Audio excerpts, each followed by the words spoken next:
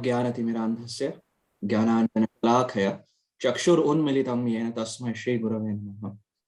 नमो विष्णुपदाय कृष्णप्रेष्ठाय भूतले श्रीमते भक्तिवेदांत स्वामिन् इति नामिने।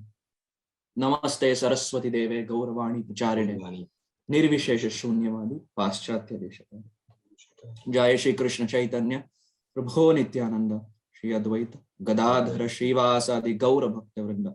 हरे कृष्ण कृष्ण कृष्ण हरे हरे, हरे राम राम राम हरे हरे।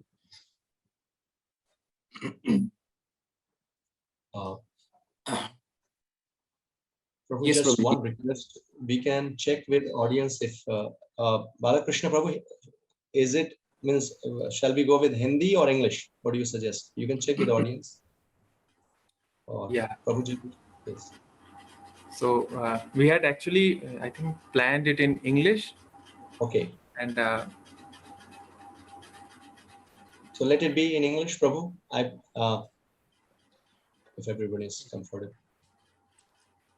जैसे भी भक्त इच्छा करे, अगर भक्त हिंदी में सुनना चाहते हैं हम हिंदी में करेंगे, भक्त अंग्रेजी में सुनना चाहते हैं हम अंग्रेजी में करेंगे.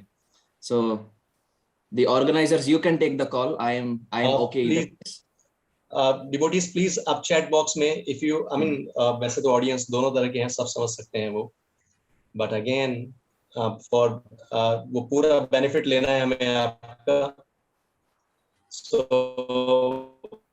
एक बार ऑडियंस प्लीज चैट बॉक्स में कितने लोग चाहते हैं इंग्लिश में हो ये lecture, Hindi, okay. So just पूरा टाइप करने की जरूरत नहीं, एच टाइप करिए. अगर आपको हिंदी में है तो एच, इंग्लिश में है तो ई. हिंदी का रिस्पांस ज्यादा आ रहा है प्रभु. ओके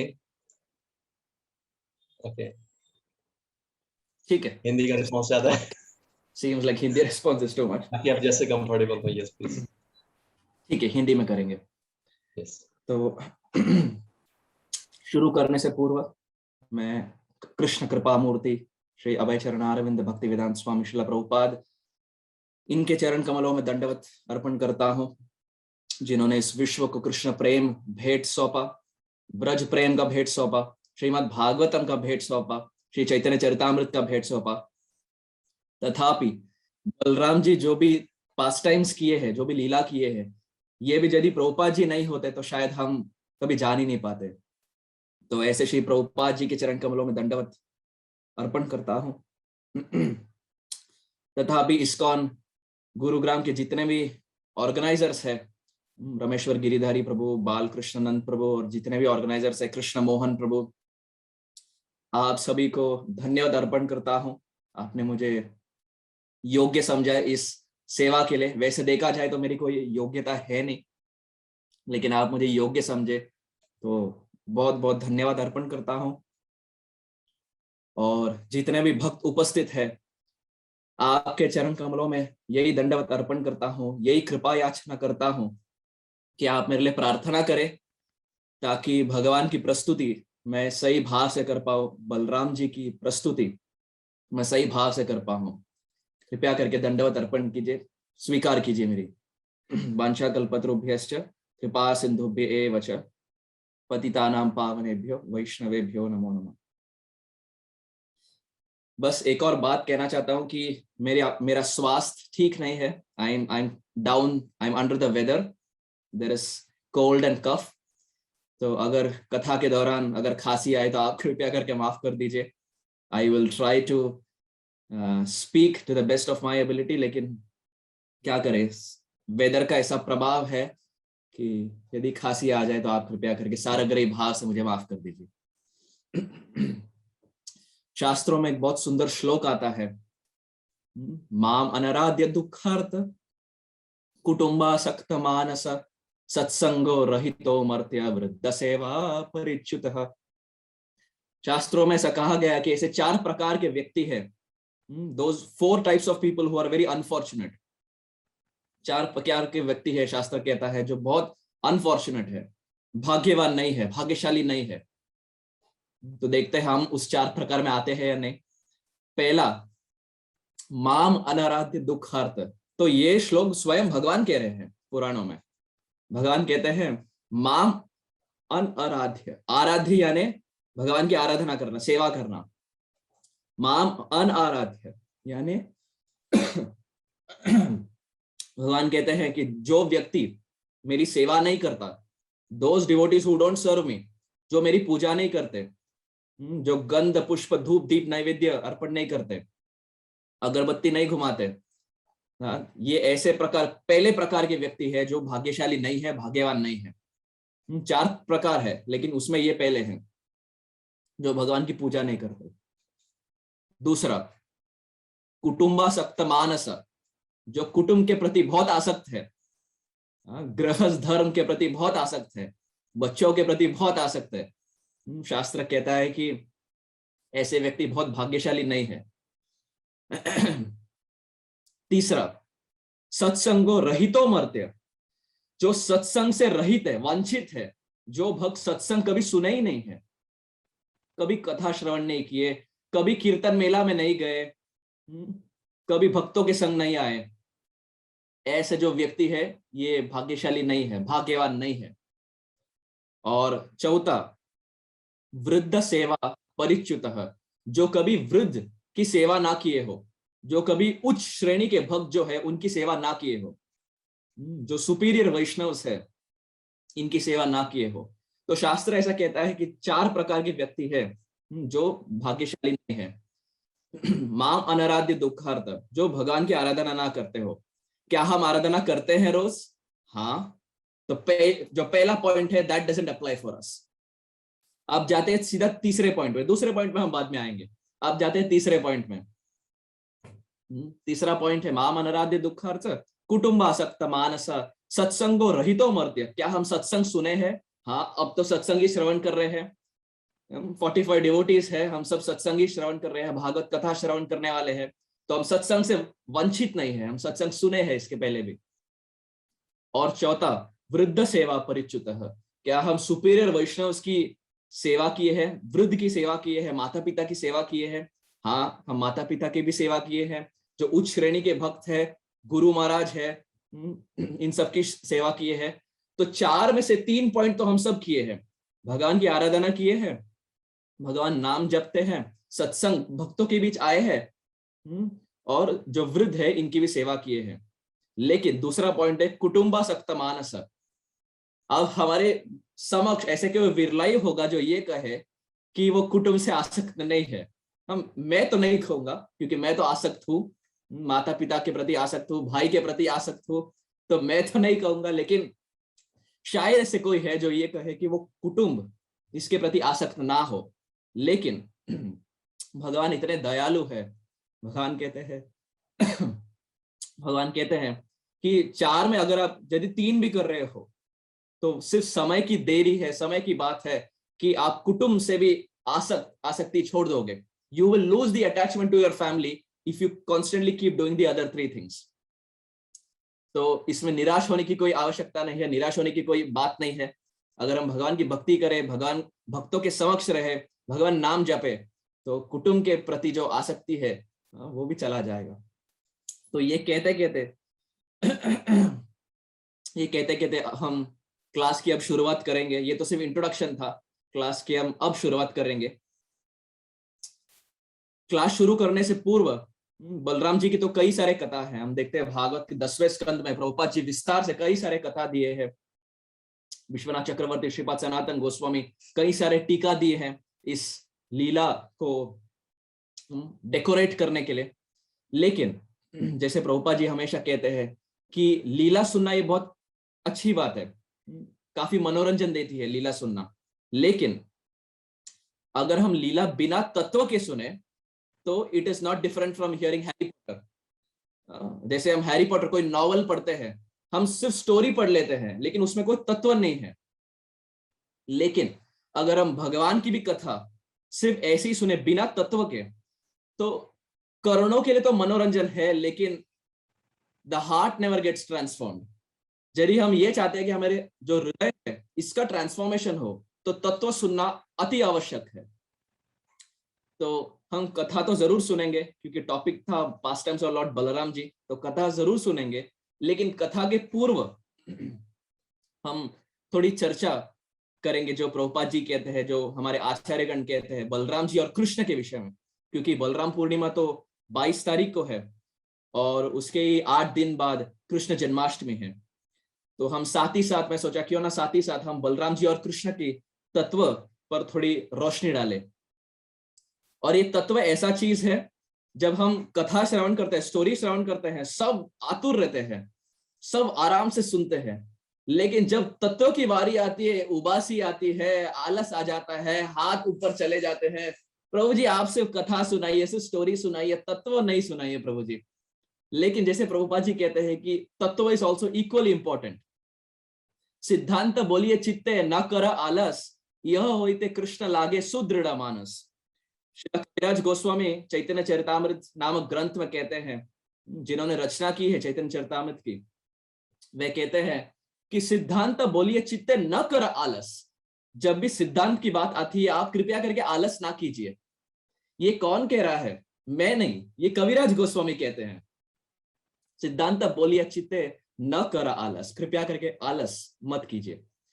यह होते कृष्ण लागे सुदृढ़ मानस। जब हम तत्व सही प्रकार से सुनते हैं, तभी श्री कृष्ण हमारे हृदय में शीघ्र अतिशीघ्र बाध्य हो जाते हैं। यदि हम ये चाहे कि श्री कृष्ण हमारे हृदय में बाध्य हो जाए, तो तत्व सुनना अति आवश्यक है। तो ये कहते कहते हम शुरुआत में कृष्ण और बलराम की थोड़ी तत्व ग्रहण करेंगे। और ये कोई मेरा इंस्ट्रक्शन नहीं, कोई ऑर्डर नहीं है, क्योंकि मैं उम्र में आप सभी से छोटा हूं। लेकिन यदि आप ठीक समझे तो मेरी यही एक छोटी सी विनती है कि यदि आप अपने सामने पुस्तक रखे और पेन रखे, और यदि आप लिख सके तो आप कृपया करके वो कीजिए, क्योंकि कई सारे टेक्निकल पॉइंट्स आने वाले हैं।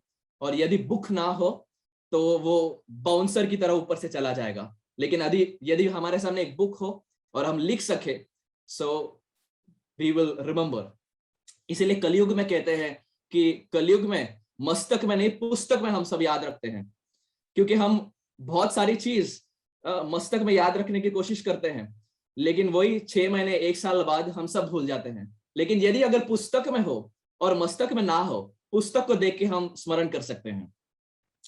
तो बस ये एक विनती करूंगा कि यदि हमारे पास बुक हो या पेज हो या मोबाइल नहीं, क्योंकि अगर हम मोबाइल में नोट्स लिखने शुरू करें तो मोबाइल से कब व्हाट्सएप और कब इंस्टाग्राम और कब स्नैपचैट और कब ईमेल्स और कब स्काइप में चला जाए, ये बस समय की देरी है। तो आप कृपया करके मोबाइल यूज ना करें, लेकिन ट्रेडिशनल वे में अगर बुक और पेन हो, then that is always encouraged. तो ये कहते कहते अब हम क्लास की शुरुआत करेंगे। अब तक हम जो भी बात किए, this was just the introduction. Class अब शुरू होता है।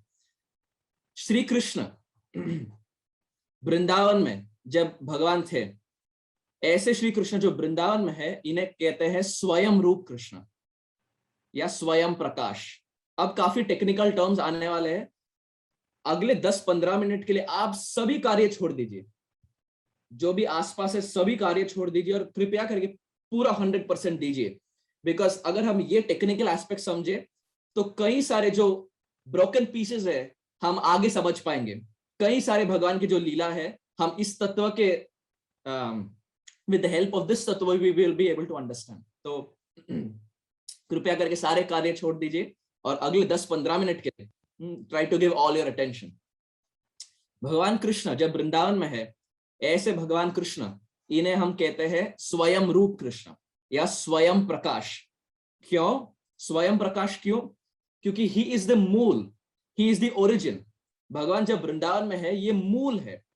हम देखते हैं कि भागवत के 4 स्कंद में ये श्लोक का वर्णन है, यथा तरुर मूल निशेष ये न तृप्यंति तत्स्कंद भुजोपि शाखा। हम डीवाईएस इत्यादि कई सारे आईवाईएफ क्लासेस में सुने हैं। जब भक्त नहीं आते, हम ये एग्जाम्पल देते हैं। कई सारे लोग प्रश्न पूछते हैं कि देवी देवता की पूजा करे या कृष्ण की पूजा करे। यदि कृष्ण की पूजा करे तो देवी देवता बुरा मान जाएंगे, दुर्गा जी बुरा मान जाएंगी। अगर आप साउथ से हो तो अयप्पा बुरा मान जाएंगे। तो अगर हम कृष्ण की सेवा करें तो वो बुरा मान जाएंगे, अगर उनकी सेवा करें तो कृष्ण बुरा मान जाएंगे। तो सेवा करें तो किन की करें? तो हम कई बार ये उदाहरण देते हैं कि जिस प्रकार एक पेड़ है, हम पेड़ को तो पूरा पेड़ को तो पानी नहीं डालते, जो जड़ है हम सिर्फ जड़ को पानी डालते हैं। और जब जड़ को हम पानी डालते हैं, जो पत्ते हैं पत्ते भी सुखी हो जाते हैं। If we water the roots the whole plant is happy. उसी प्रकार भगवान वृंदावन में स्वयं प्रकाश इसीलिए है क्योंकि भगवान वृंदावन में उस जड़ के समान है, उस रूट के समान। ही इज द मूल, ही इज द ओरिजिन। तो वृंदावन उन्हें स्वयं प्रकाश कहते हैं। अब ऐसे स्वयं प्रकाश कृष्ण अपने आप को प्रकाशित करते हैं, यानी अपने आप को एक्सपैंड करते हैं। अब ये एक्सपेंशन दो प्रकार की होती है। पहला प्रभाव प्रकाश, पहला है प्रभाव प्रकाश। अब प्रभाव प्रकाश यानी क्या? प्रभाव प्रकाश प्रभाव प्रकाश यानी भगवान का वो स्वरूप जहां स्वरूप तो वही है, द फॉर्म इज सेम, लेकिन भगवान स्वरूप भी वही है और भगवान का जो मूड है, जो सोच विचार है, वो भी भगवान का सेम है। भगवान का फॉर्म सेम है, भगवान का सोच विचार जो मूड है वो भी सेम है। इसे हम कहते हैं प्रभाव प्रकाश। अब आप सोच रहे होंगे कि प्रभु जी आप कुछ उदाहरण दीजिए, क्योंकि सिर्फ टेक्निकल हम समझ आता नहीं है, कुछ उदाहरण दीजिए ताकि हम समझे। ठीक है, अब इसका उदाहरण भागवत में आचार्यगण देते हैं कि हम सब सुने हैं कि जब एक बहुत सुंदर चित्र है, कई सारे हम इस्कॉन मंदिर में भी देखे हैं कि भगवान ब्रज गोपियों के साथ रास कर रहे हैं और उस रास में कई सारे गोपियां हैं और कई सारे कृष्ण हैं। क्या हम सब वो चित्र देखे हैं? कई सारे कृष्ण हैं और कई सारे गोपियां हैं। अब बीच में हम देखते हैं कि कृष्ण राधा रानी के साथ नृत्य कर रहे हैं, लेकिन साइड में कई सारे कृष्ण और कई सारे गोपियां हैं। तो वो कई सारे जो कृष्ण हैं जो गोपियों के साथ नृत्य कर रहे हैं, ऐसे कृष्ण को प्रभाव प्रकाश कृष्ण कहते हैं। क्यों? क्योंकि भगवान का स्वरूप सेम है और भगवान का जो मूड है, जो सोच विचार है, वो भी सेम है। तो हम स्वयं प्रकाश कृष्ण के साथ कंपेयर कर रहे हैं। जो स्वयं प्रकाश मूल है वृंदावन में, उनके साथ आप कंपैरिजन कर रहे हैं। तो ये जो प्रभाव प्रकाश है, इनका मूड और इनका form is exactly similar to that of Swayam Prakash Krishna. And the example is Krishna dancing with the Braja Gopis in Vrindavan. भगवान का फॉर्म भी सेम है और भगवान का वहां सोच विचार भी सेम है। फॉर्म क्यों सेम है? क्योंकि हम देखते हैं कि भगवान मोर पंख धारण किए हैं, भगवान पीतांबर वस्त्र में है, भगवान वेणु धारण किए हैं, भगवान नृत्य करते हैं। तो जो भी स्वयं रूप कृष्ण करते हैं, प्रभाव प्रकाश भी वही करते हैं, डिट्टो एग्जैक्ट सेम वही करते हैं। तो इसलिए उन्हें कहते हैं प्रभाव प्रकाश कृष्ण। अब दूसरा एक्सपेंशन है, दूसरा प्रकाश है वैभव प्रकाश। तो मैं फिर से यही कहना चाहूंगा, यदि पुस्तक ना हो तो ये थोड़ा टेक्निकल हो सकता है, यदि पुस्तक है तो हम फ्लोचार्ट बना सकते हैं and we can understand it very easily. तो फिर से दोहराना चाहूंगा, पहले है स्वयं रूप कृष्ण जो कृष्ण वृंदावन में है, जो मूल है। इनसे पहला प्रकाश जो है, इन्हें कहते हैं प्रभाव प्रकाश। प्रभाव प्रकाश यानी उनका फॉर्म, उनका रूप और उनका सोच विचार यानी उनका mood is exactly similar to स्वयं रूप कृष्ण। ये हुआ पहला, और इसका उदाहरण है कृष्ण जब गोपियों के साथ नृत्य करते हैं। अब दूसरा वैभव प्रकाश। वैभव प्रकाश यानी भगवान का जो फॉर्म है, भगवान का रूप भी अलग है और भगवान का सोच विचार भी अलग है, एग्जैक्टली ऑपोजिट टू प्रभाव प्रकाश। वैभव प्रकाश भगवान का वो स्वरूप है जहां भगवान का रूप अलग है और फॉर्म या सोच विचार भी अलग है, कंप्लीटली डिफरेंट। अब इनका क्या उदाहरण है? भगवान कृष्ण जब कुरुक्षेत्र में अर्जुन से भगवत गीता कहते हैं, क्या उनका रूप वृंदावन कृष्ण के समान है? नहीं। क्यों? क्योंकि हम भगवत गीता के फ्रंट कवर में देखते हैं कि कृष्ण मोरपंख धारण नहीं किए हैं, भगवान कुरुक्षेत्र में वेणु धारण नहीं किए हैं। वेणु नहीं है, मोरपंख नहीं है, ऐसे कृष्ण कभी भला वृंदावन कृष्ण हो सकते हैं? क्योंकि हम देखते हैं वृंदावन कृष्ण का जो मेन क्वालिटी है वो है वेणु बजाना, वो है मोरपंख धारण करना। लेकिन कुरुक्षेत्र में ना भगवान वेणु बजाते हैं ना मोरपंख धारण करते हैं, तो रूप अलग है और वहां भगवान का सोच विचार भी पूरी तरीके से अलग है कुरुक्षेत्र में, द्वारका में। क्योंकि हम जानते हैं कि जब भगवान द्वारका में थे भगवान वहां थे, रुक्मिणी के साथ थे, सत्यभामा के साथ थे, लेकिन भगवान क्या करते थे? रात रात भर भगवान रोते थे, राधे राधे राधे। तो भगवान एक्सटर्नली, बाहरी दृष्टिकोण से भगवान द्वारका में है, लेकिन अंतरी दृष्टिकोण से भगवान वृंदावन में है। तो सोच विचार अलग हुआ और रूप भी अलग है भगवान का। तो ऐसे कृष्ण के फॉर्म को कहते हैं वैभव प्रकाश, जहां रूप अलग है और सोच विचार अलग है। तो पहले है स्वयं रूप कृष्ण, जो वृंदावन के कृष्ण है। उनके पहले प्रकाश है प्रभाव प्रकाश, यानी जहां रूप और सोच विचार सेम है। और उदाहरण हम दिए जब भगवान नृत्य करते हैं गोपियों के साथ। फिर आते हैं वैभव प्रकाश, जहां रूप भी अलग है और सोच विचार भी अलग है। अब प्रिय भक्तों, मेरा आपसे एक प्रश्न है, क्या हमारे मन में, क्या हम ऐसे कोई कृष्ण या ऐसे कोई फॉर्म का स्मरण कर सकते हैं जो वैभव प्रकाश में क्लासिफाई होता हो? कई सारे एग्जाम्पल्स है, मैं आपको 10-15 सेकेंड सोचने का वक्त देता हूं।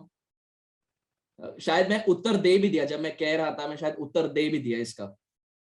ऐसे कृष्ण का एक फॉर्म है जो वैभव प्रकाश में क्लासिफाई होता है।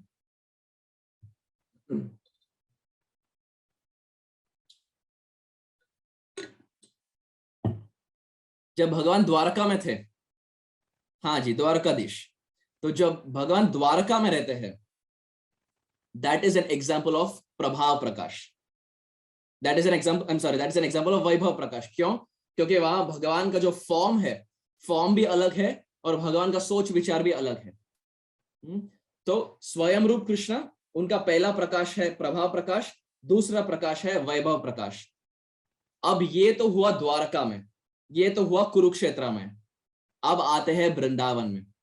क्या भगवान का कोई वैभव प्रकाश है वृंदावन में? क्या भगवान का ऐसा कोई रूप है, ऐसा कोई फॉर्म है जहां रूप भी अलग हो और सोच विचार भी अलग हो? हाँ, भगवान जब वृंदावन में रहते हैं, उनका जो प्रभाव प्रकाश है, वो तो हम देखिए जब वो कृष्ण के साथ गोपियों के साथ नृत्य करते हैं। लेकिन कृष्ण का जो वैभव प्रकाश है वृंदावन में, उनका नाम है Balram ji. Balram is an example of वैभव प्रकाश इन वृंदावन। क्यों? क्योंकि बलराम जी, इनका जो फॉर्म है, क्या ये कृष्ण के समान है? नहीं, क्योंकि कृष्ण नीले रंग के हैं, सांवले रंग के हैं, और बलराम जी ये एक श्वेत बादल के समान है, is white in colour. Krishna is dark in complexion. और बलराम जी, इनका जो मूड है, ये क्या कृष्ण के समान है? बिल्कुल नहीं, क्योंकि कृष्ण, इनका भाव है सेव्य अभिमान। सेव्य अभिमान यानी कृष्ण जो है, इन्हें बहुत आनंद मिलता है जब सब आके उनकी सेवा करते हैं। भगवान किसी की सेवा नहीं करते, भगवान यही अभिलाषा रखते हैं कि सब आके उनकी सेवा करें, सब मेरे पास आए और सब मेरी सेवा करें। तो इसे कहते हैं सेव्य अभिमान। कृष्ण सेव्य अभिमान रखते हैं, लेकिन बलराम जी ये सेवक अभिमान रखते हैं। बलराम जी हमेशा सेवा करने के भाव में रहते हैं। कृष्णा सेवा ग्रहण करने के भाव में रहते हैं, लेकिन बलराम जी सेवा प्रदान करने के भाव में रहते हैं। तो दोनों का फॉर्म हुआ अलग और दोनों का मूड हुआ अलग। इसीलिए बलराम जी को कहते हैं वैभव प्रकाश। Balram is an example of वैभव प्रकाश expansion of Krishna in Vrindavan. तो मैं ये अभिलाषा है कि अब तक हम जो भी डिस्कस किए हैं, ये ऊपर से ना गई हो, क्योंकि काफी टेक्निकल है। I understand it's quite technical, लेकिन ये ऐसे टॉपिक्स है जो हम पूरे साल कभी शायद डिस्कस नहीं करते। बलराम पूर्णिमा हो या जन्माष्टमी हो, ये ऐसे ही अवसर है जब हम थोड़े तत्वों में थोड़े डीप जा सकते हैं। तो ट्राई टू होल्ड ऑन। हम पास टाइम्स में जरूर आएंगे, लेकिन पास टाइम्स के पहले थोड़ा तत्व डिस्कस करना ये अति आवश्यक है। तो बलराम जी हुए वृंदावन में भगवान के वैभव प्रकाश। अब प्रिय भक्तों, मेरा एक और प्रश्न है। हम कृष्ण देखें कि कृष्ण स्वयं प्रकाश है, कृष्ण द्वारका में ये वैभव प्रकाश बनते हैं, बलराम जी वृंदावन में वैभव प्रकाश बनते हैं, लेकिन चैतन्य महाप्रभु कौन है? क्या चैतन्य महाप्रभु प्रभाव प्रकाश है या चैतन्य महाप्रभु वैभव प्रकाश है? मैं आपको समय देता हूं, आप समय लीजिए, आपको 1 मिनट देता हूं, आप आराम से सोचिए। यदि मैं उत्तर दे दूं तो हम कभी सोच नहीं पाएंगे, लेकिन अगर मैं आपको प्रश्न पूछूं तो हम दिमाग में थोड़ा जोर लगा सकते हैं और ये सोच सकते हैं कि क्या चैतन्य महाप्रभु, क्या ये वैभव प्रकाश है या प्रभाव प्रकाश है। तो आपके जो भी उत्तर है आप अनम्यूट कर सकते हैं, हम 1 या 2 वक्त के उत्तर लेंगे, और जो भी उत्तर है आप कृपया करके उसका रीजन भी बताइए, सिर्फ उत्तर नहीं, उसका रीजन भी बताइए, आप ऐसे क्यों सोच रहे हैं। तो जो भी भक्त चैट में उत्तर दिए हैं आप अनम्यूट करके एक एक करके बताइए, सब कृपया करके एक साथ अनम्यूट कृपया करके ना कीजिए। स्वयं प्रकाश है तो क्यों, प्रभाव प्रकाश है तो क्यों, और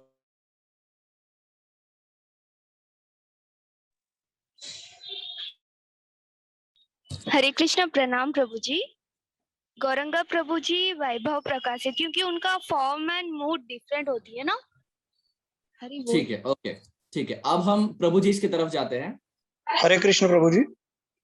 हरे कृष्ण प्रभु जी। प्रभु जी चैतन्य दंडवत प्रणाम। चैतन्य महाप्रभु जी तो स्वयं वृंदावन श्री कृष्ण जी हैं, क्योंकि राधा जी तो वृंदावन मतलब वो स्वयं प्रकाश श्री कृष्ण जी हैं, बस उनका भाव राधा रानी का है, लेकिन वो है स्वयं एकदम जो मूल है, मूल स्वयं स्वयं श्री कृष्ण, क्योंकि शिक्षार्थम भी आपने कहा था। परफेक्ट, क्योंकि अब तक हम डिस्कस कर रहे थे प्रभाव प्रकाश और वैभव प्रकाश। प्रभाव प्रकाश और वैभव प्रकाश तब आता है जब एक्सपेंशन की बारी हो, जब अवतार, जब हम अवतार कहते हैं, दैट्स व्हेन वी से प्रभाव प्रकाश एंड वैभव प्रकाश। चैतन्य महाप्रभु अवतार नहीं है, चैतन्य महाप्रभु अवतारी है। जिस प्रकार कृष्ण वृंदावन में ये अवतारी है, कृष्ण वृंदावन में अवतार नहीं है, अवतारी है, स्वयं प्रकाश है, उसी प्रकार चैतन्य महाप्रभु अवतार नहीं है, अवतारी है। तो जब चैतन्य महाप्रभु अवतारी है तो हुए वो स्वयं प्रकाश। तो मैं जानबूझ के प्रश्न पूछा, it was a trick question, क्योंकि कई बार सब गलत ही इसके उत्तर देते हैं। मैं बहुत कम भक्तों को देखा हूं कि भक्त एकदम सही जवाब दिए। तो रवि प्रभु, ऑल ग्लोरीज टू यू, आप एकदम you hit the nail perfectly. तो चैतन्य महाप्रभु ये स्वयं रूप है, ना ही प्रभाव प्रकाश है और ना ही वैभव प्रकाश है, क्योंकि चैतन्य महाप्रभु है अवतारी। जिस प्रकार कृष्ण वृंदावन में अवतारी है, उसी प्रकार चैतन्य महाप्रभु भी हुए अवतारी। अब बलराम जी, हम देखें कि बलराम जी है वैभव प्रकाश। कृष्ण जब वृंदावन में है उनका वैभव प्रकाश है बलराम जी, और बलराम जी सेवा के लिए इतने आतुर है, इतने आतुर है कि 5 रस में सेवा करते हैं। हम जानते हैं कि 5 रस होते हैं, शांत रस, दास्य रस, साख्य रस, वात्सल्य रस और हुए माधुर्य रस। ऐसे 5 रस होते हैं। और बलराम जी सेवा करने के लिए इतने आतुर है, सब 5 रसों में सेवा करते हैं। बलराम जी को छोड़कर ब्रजमंडल में यदि ऐसा कोई व्यक्ति हो जो 5 रस में भगवान की सेवा करे तो वो है गिरिराज जी। गिरिराज भी ऐसे एक व्यक्ति है जो भगवान की सेवा 5 रस में करते हैं। तो बलराम, प्रश्न उठता है कि बलराम 5 रस में कैसे सेवा करते हैं? How does Balram serve in all the 5 रसस? तो पहले आते हैं शांत रस में। शांत रस जो अंग्रेजी में हम कहते हैं कि दिस मूड ऑफ न्यूट्रलिटी। तो बलराम जी शांत रस में कैसे सेवा करते हैं? बलराम जी भगवान के आसन, वासन, भूषण, भगवान के चप्पल, भगवान के जो चप्पल है ये बलराम जी के अवतार है, बलराम जी की एक्सपेंशन है। भगवान जो ऑर्नामेंट्स डालते हैं, जो सोना पहनते हैं, ये बलराम जी की एक्सपेंशन है। जो वस्त्र पहनते हैं ये बलराम जी के एक्सपेंशन है। जो ब्रजमंडल है ये बलराम जी का एक्सपेंशन है। हम जो कार्तिक यात्रा जाते हैं वृंदावन के लिए, यदि बलराम जी नहीं होते तो ब्रजमंडल नहीं होता। Balram expands his Brajmandal, Balram expands his कृष्णा's footwear, Balram expands his कृष्णा's ornaments, Balram expands his कृष्णा's cloth, पीतांबर वेश। और ये सब हुआ शांत रस में, न्यूट्रलिटी। फिर आता है दास्य रस। हम देखते हैं कि भगवान बलराम जी दास्य रस में हमेशा सेवा करते हैं। क्यों? क्योंकि उनका भाव ही है सेवक भाव। हम थोड़ी देर पहले डिस्कस किए सेवक भाव। कृष्ण आते हैं सेव्य अभिमान के साथ, सब मेरी सेवा करे, सब मेरे पास आए, सब मेरी आराधना करे। ये है कृष्ण। कृष्ण कभी किनकी सेवा नहीं करते। यदि ऐसे कोई व्यक्ति है जिनके लिए भगवान सेवा करते हैं, वो है Radha Rani. Radha Rani is the only personality for whom Krishna is ready to do service. लेकिन और किसी के लिए भगवान सेवा नहीं करते। लेकिन बलराम जी, इनका भाव है सेवक अभिमान। बलराम जी सेवा के लिए हमेशा आतुर रहते हैं। तो दास्य रस में भी सेवा करते हैं, शांत रस में भी सेवा करते हैं। अब आता है तीसरा, साख्य रस, यानी द मूड ऑफ फ्रेंडशिप। अब जब हम साख्य रस कहते हैं, श्रील रूप गोस्वामी बहुत सुंदर तरीके से वर्णन करते हैं कि जब हम भगवान के मित्रों की बात करते हैं, ये मित्र 4 प्रकार के होते हैं। आज का क्लास हम काफी डेप्थ में जा रहे हैं क्योंकि फेस्टिवल का टाइम है। हमेशा हम पास्ट टाइम्स डिस्कस करते हैं, लेकिन बहुत कम समय मिलता है इतने डेप्थ में जाने के लिए। तो यदि क्लास थोड़ा ऊपर से जा रहा हो, आप कृपया करके माफ कीजिए। हम अगर रिकॉर्डिंग सुने तो शायद हम फिर से समझ पाएंगे, लेकिन it is always good to go in depth of what our acharyas are giving. Even if it is little technical, it is always good to go little in depth. तो जब साख्य रस की बात आती है, रूपा गोस्वामी कहते हैं भगवान के जो सखा है ये 4 प्रकार के हैं। सिर्फ एक प्रकार के नहीं, 4 प्रकार के सखा है। पहले जो सखा है इनका नाम है सुरत पक्ष, यानी सुरत। अब सुरत जो भगवान के मित्र है, ये मित्र ऐसे मित्र है जो भगवान से और बलराम जी से उम्र में बड़े हैं। जो भगवान कृष्ण से उम्र में बड़े हो, इन्हें कहते हैं सुरत पक्ष। क्यों? क्योंकि नंद बाबा और यशोदा माई ये कंस महाराज से इतने भयभीत रहते थे कि हमेशा यही सोचते थे कि अगर भगवान बाहर गोचारण के लिए जाए तो क्या पता कंस कोई राक्षस भेज दे, कोई डेमन को भेज दे। और हर समय तो नंद और यशोदा साथ में नहीं रह सकते थे। तो नंद बाबा और यशोदा माई ऐसे कई सारे मित्रों को एकत्रित किए जो कृष्ण और बलराम से उम्र में बड़े थे। तो जो मित्र भगवान से उम्र में बड़े हो, ये बनते हैं सुरत पक्ष, भगवान के पहले ग्रुप ऑफ मित्र। अब दूसरे आते हैं सखा। The classification, the type is called सखा। अब सखा भगवान के ऐसे मित्र हैं जो भगवान से उम्र में कम हो। तो सुरत हुए भगवान के वो मित्र जो उम्र में बड़े हो। सखा आते हैं वो मित्र जो भगवान से उम्र में कम हो। और ये उम्र में सिर्फ कम ही नहीं, सेवा के लिए भी बहुत आतुर रहता है। भगवान कहां भी जाते हैं हमेशा सेवा के लिए आतुर रहते हैं। तीसरा प्रकार है प्रिय सखा। तो फिर से दोहराना चाहूंगा, पहले आते हैं सुरत पक्ष, दूसरे आते हैं सखा, अब तीसरे है प्रिय सखा। प्रिय सखा भगवान के वो सखा है जो भगवान से उम्र में सेम हो, same age as Krishna, same age as Balram ji. अब आप कहेंगे प्रभु जी कुछ उदाहरण दीजिए। उदाहरण है श्रीदाम, राधा रानी के बड़े भैया। श्रीदाम और कृष्ण उम्र में सेम है। वसुदाम, किंकिणी, दाम, ये सब भगवान के वो मित्र है जो उम्र में सेम हो। उसी प्रकार एक और नाम है स्तोक कृष्ण। हम ये नाम शायद सुने होंगे, स्तोक कृष्ण। स्तोक यानी छोटा और कृष्ण यानी कृष्ण। तो उनका नाम स्तोक कृष्ण क्यों है? क्योंकि भगवान कृष्ण के एक छोटे फॉर्म है। He is like a miniature form of Krishna. He looks exactly like Krishna, he walks like Krishna, he talks like Krishna, but he is like a miniature form, एक डुप्लीकेट वर्जन ऑफ कृष्ण। तो इसीलिए उन्हें स्तोक कृष्ण कहते हैं। हम देखते हैं कि राधा गोपीनाथ में कई साल पहले एक ब्रह्मचारी हुआ करते थे जो बाद में गृहस्थ बने। श्रील राधानाथ महाराज के एकदम प्रिय शिष्य थे। उनका नाम था स्तोक कृष्ण प्रभु। बहुत ही उच्च श्रेणी के भक्त थे। भगवान की अलग ही प्लानिंग है कि अब स्तोक कृष्ण प्रभु हमारे साथ नहीं है, लेकिन राधानाथ महाराज के एकदम प्रिय शिष्य थे। जब वो इस जगत से फिर से जा रहे थे, गोलोक धाम जा रहे थे, राधानाथ महाराज उनके निकट बैठे थे और हाथ पकड़े थे। तो आप सोच सकते हैं कि जब शिष्य जब अंतकाल में हो और श्री गुरु उनके सामने हो, तो शिष्य इससे बढ़कर और कुछ मांग ही नहीं सकता। When the guru is there next to the disciple, when the disciple is leaving his body, what more can the disciple ask for? तो उनका नाम था स्तोक कृष्ण। तो स्तोक कृष्ण भगवान का वो मित्र है जो उम्र में सेम हो।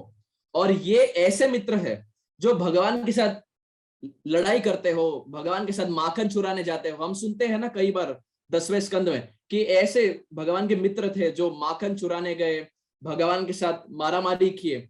तो वो आते हैं प्रिय सखा, जो भगवान के साथ उम्र में सेम हो।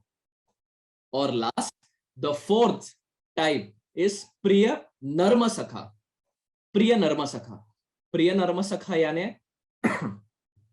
दैट काइंड ऑफ फ्रेंड, भगवान के वो मित्र जो भगवान के सारे जो भी खुफिया बात है, भगवान के सारे खुफिया बात को जानते हैं, भगवान को साख्य रस में भी जानते हैं और भगवान को माधुर्य रस में भी जानते हैं। जब भगवान राधा रानी के साथ होते हैं, ये भगवान के ऐसे मित्र हैं जो भगवान से मिलने जाते हैं और भगवान को कोई लज्जा नहीं होती जब ऐसे मित्र उनके साथ आते हैं। जब वो राधा रानी के साथ है, the Lord doesn't get embarrassed. So these are those kind of friends who are the most confidential, very dear to Krishna. और प्रिय नर्म सखा में आते हैं कई सारे मित्र, और एक ऐसे मित्र है भगवान के जिनका नाम है अर्जुन सखा। अर्जुन सखा भगवान के एक ऐसे मित्र है जो प्रिय नर्म सखा है। तो अर्जुन सखा का एक अर्थ हुआ जो सखा है यानी कृष्ण, लेकिन अर्जुन सखा का एक और अर्थ है भगवान का प्रिय नर्म सखा मित्र, जो भगवान से इतना निकट हो कि भगवान को माधुर्य रस में भी जानता हो और साख्य रस में भी जानता हो। तो अर्जुन सखा इज वन फ्रेंड, उनका नाम ही है अर्जुन सखा। और उसी प्रकार प्रिय नर्म सखा में एक और एग्जाम्पल है बलराम जी।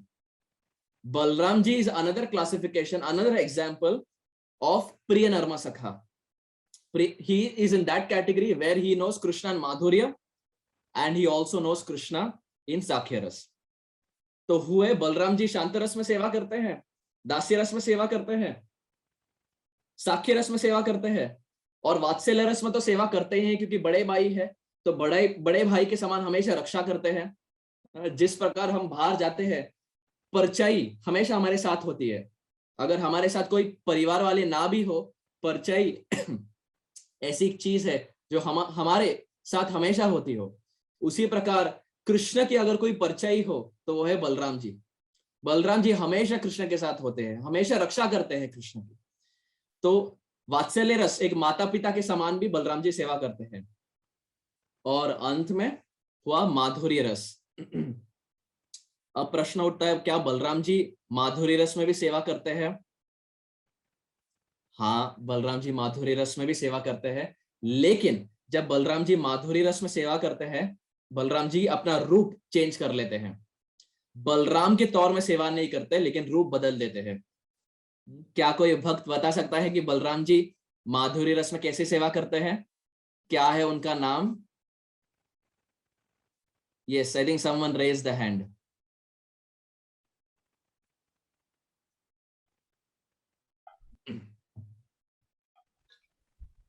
हरे कृष्णा प्रभु जी, दंडवत प्रणाम। बलराम जी अनंग मंजरी के रूप में सेवा करते हैं। Correct, very nice. Balram ji जब शांत दास्य साख्य वात्सल्य में सेवा करनी हो, बलराम जी के तौर में सेवा करते हैं, लेकिन जब माधुर्य रस की बात आती है, बलराम जी बिकम्स अनंग मंजरी। अनंग मंजरी कौन है? राधा रानी की छोटी बहन। तो श्रीधाम, राधा रानी, अनंग मंजरी, दो बहन और एक भाई। श्रीधाम बड़े भाई है, राधा रानी सेकेंड और अनंग मंजरी थर्ड। तो दो बहन और एक भाई है, इट्स अ ट्रायो, 3 जन है। तो जब बलराम जी माधुर्य रस में सेवा करते हैं तो बनते हैं अनंग मंजरी।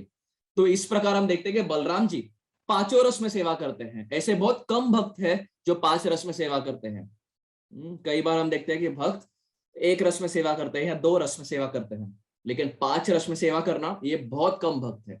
हम भागवत में भी देखते हैं कि बहुत कम ऐसे भक्त हैं जो सारे 5 रसों में सेवा करते हैं। एक और उदाहरण हम पहले देखे, वो है गिरिराज जी।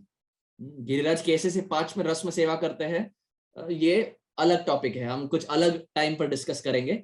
लेकिन just as an FYI, it is good to know that Giriraj also serves in all the 5 रसस। अब बलराम जी 5 रस में सेवा तो करते हैं। बलराम जब बलराम जी अवतार लेने वाले थे, when he thought of taking his appearance, तो एक बहुत सुंदर बात घटी कि हम देखते हैं कि बलराम जी अवतार लिए, और जब बलराम जी अवतार लिए, कृष्ण भी अवतार लिए, तो स्टार्टिंग के थोड़े समय तक बलराम और कृष्ण, उनका कोई नाम नहीं था, नामकरण हुआ नहीं था। हम देखते हैं कई सारे संस्कार होते हैं, जैसे गर्भदान संस्कार, और जब बच्चा जन्म लेता है तब एक संस्कार, जन्म लेने के बाद एक संस्कार, अन्न का एक संस्कार, पढ़ाई लिखाई का एक संस्कार। उसी प्रकार जब तक इंसान मृत्यु पा लेता है तब तक संस्कार होते हैं, मृत्यु होने के बाद भी श्रद्धा संस्कार। तो जन्म से पूर्व और मृत्यु तत्पश्चात भी हम देखते हैं कई सारे संस्कार ऐसे होते हैं, और ये संस्कार प्रभुपाद जी कहते हैं कि अति आवश्यक है। हम सब संस्कार as much as possible we should try to follow. तो उसी प्रकार नंद महाराज जो थे वो भी ये सोच विचार में पड़ गए कि अरे कृष्ण और बलराम तो दोनों ब्रजमंडल में है, लेकिन नामकरण संस्कार तो अभी तक हुआ नहीं है, उनका तो कोई नाम नहीं है। क्योंकि तब तक तो क्या बुलाते थे कृष्ण को, लाला, यशोदा नंदन, ऐसे ही बुलाते थे। हम अभी भी देखते हैं वृंदावन में लाल, भगवान को हमेशा लाला बुलाते हैं। जो लड़का हो उसे लाला बुलाते हैं, और जो लड़की है उसे लाली बुलाते हैं। This is typical Vrindavan language. तो कृष्ण को लाला बुलाते थे, राधारानी को लाली बुलाते थे, लेकिन कृष्ण को कोई नाम था नहीं। तो वसुदेव महाराज जो मथुरा में थे वो ये सोच विचार में पड़ गए कि अरे कृष्ण और बलराम का तो कोई नाम नहीं है, तो उनका कोई नाम होना चाहिए। तो वो गए गर्गाचार्य के पास। अब से कथा शुरू होती है। जितने भी तत्व थे, अब तत्व खत्म हो गया। अब निश्चिंत रहिए, अब मैं आपको ये विश्वास देता हूं, अब कोई तत्व नहीं आएगा, अब सिर्फ कथा ही कथा। जैसे शिला गुरु महाराज कहते हैं कि कथा ही कथा, बाकी सब व्यथा ही व्यथा। जीवन में सिर्फ कथा ही सब कुछ है, बाकी जो अन्य विषय है ये व्यथा है, इट इज कंप्लीट वेस्ट। तो अब जितने भी तत्व थे, तत्व पूरा खत्म हो गया, अब सिर्फ कथा आएगी। तो वसुदेव महाराज जो थे वो गए गर्गाचार्य के पास। अब प्रश्न उठता है गर्गाचार्य कौन है? तो गर्गाचार्य है वसुदेव महाराज के फैमिली प्रीस्ट। हम सबके एक फैमिली प्रीस्ट होते हैं। जब भी कोई संस्कार करना हो, कभी कोई यज्ञ पूजा करना हो, हम सीधे उन्हीं को कॉल मारते हैं। जैसे हम कहते हैं कि फैमिली डॉक्टर, उसी प्रकार एक फैमिली प्रीस्ट होता है। तो वसुदेव महाराज गए गर्गाचार्य के पास और कहे, क्या मेरा जो सुपुत्र है कृष्ण और बलराम, ये दोनों ब्रजमंडल में है और उनका नामकरण हुआ नहीं है, तो आप कृपया करके ब्रजमंडल जाइए और उनको एक नाम दीजिए। तो गर्गाचार्य कहे ठीक है, यदि आप कहे तो मैं ब्रजमंडल चला जाता हूं। तो गर्गाचार्य आए वृंदावन। अब नंद महाराज ये नहीं जानते थे कि गर्गाचार्य आने वाले हैं। वो गर्गाचार्य को तो जानते थे, लेकिन ये नहीं जानते थे कि गर्गाचार्य नामकरण के लिए आने वाले हैं। तो वो जब गर्गाचार्य को देखे तो आश्चर्यचकित हो गए और कहे कि अरे गर्गाचार्य, आप तो मथुरा में रहते हैं, आप ब्रजमंडल कैसे आ गए? तो गर्गाचार्य कहे कि आपके दो पुत्र है ना, कृष्ण और बलराम। तो नंद बाबा कहे कि हाँ, दो पुत्र है कृष्ण और बलराम। तो गर्गाचार्य कहे क्या उनका नामकरण हुआ है? तो नंद बाबा कहे कि हाँ, नामकरण तो उनका हुआ नहीं है, मैं तो सोच ही रहा था कि उनका नामकरण हो जाए। तो गर्गाचार्य कहे हाँ, मैं नामकरण के लिए आया हूं, मथुरा से मैं नामकरण के लिए ही आया हूं। तो नंद महाराज एकदम खुश हो गए कि अब कृष्ण और बलराम को एक नाम मिलने वाला है। लेकिन गर्गाचार्य कहे कि एक बात है, हम ये जो नामकरण है ये हम सबके सामने नहीं करेंगे, हम पब्लिक में नामकरण नहीं करेंगे। क्यों? क्योंकि गर्गाचार्य कहे यदि हम पब्लिक में नामकरण करें तो जो कंस है मथुरा में वो ये जानता है कि मैं वसुदेव महाराज का फैमिली प्रीस्ट हूं।